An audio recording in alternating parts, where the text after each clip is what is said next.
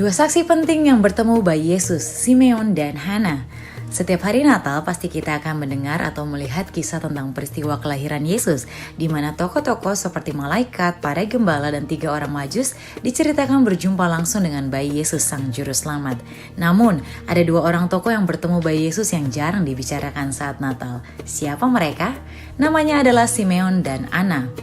Siapa mereka dan apa peran mereka sehingga kitab suci mencatat nama 2 orang ini? Mari kita ikuti fakta Alkitab kali ini.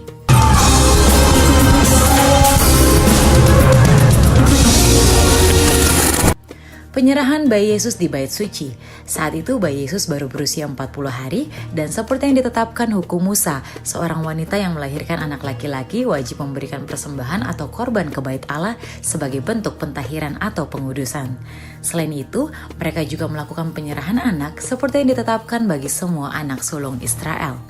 Itulah yang dilakukan Maria dan Yusuf saat membawa bayi Yesus ke bait Allah seperti yang ditulis di Lukas 2 ayat 22-23. Pada saat penyerahan bayi Yesus di bait Allah tersebut, seorang pria bernama Simeon yang dipimpin oleh Roh Allah datang.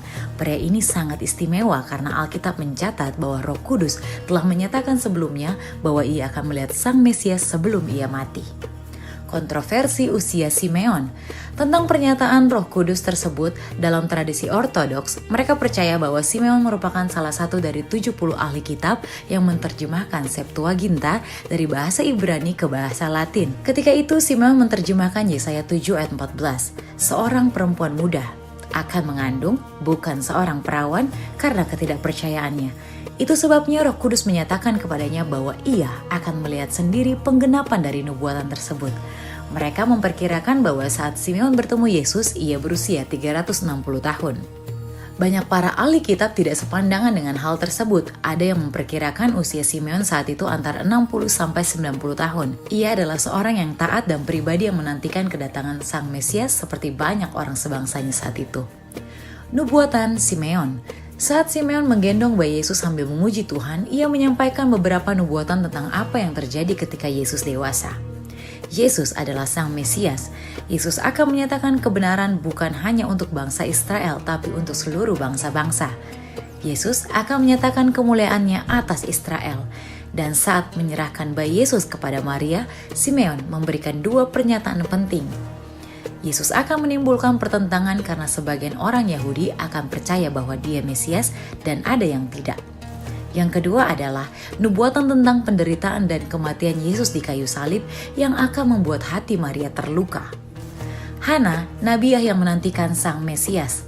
Di saat yang sama, seorang nabi perempuan bernama Hana yang usianya sudah 84 tahun digerakkan Roh Kudus untuk datang ke tempat itu dan melihat bayi Yesus.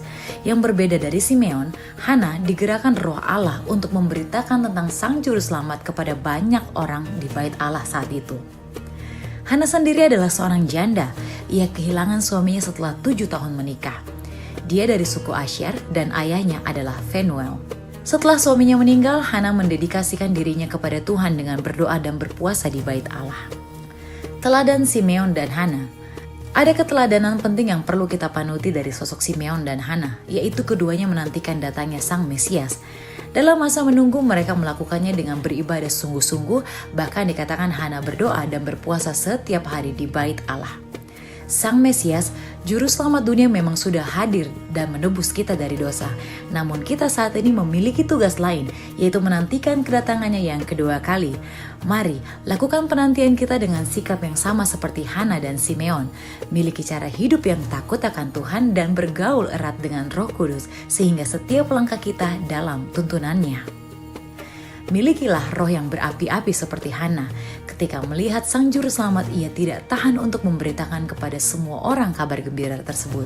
Mari rayakan Natal tahun ini dengan semangat dan sukacita untuk memberitakan kabar keselamatan kepada banyak orang. Demikian fakta Alkitab kali ini. Tuhan Yesus memberkati.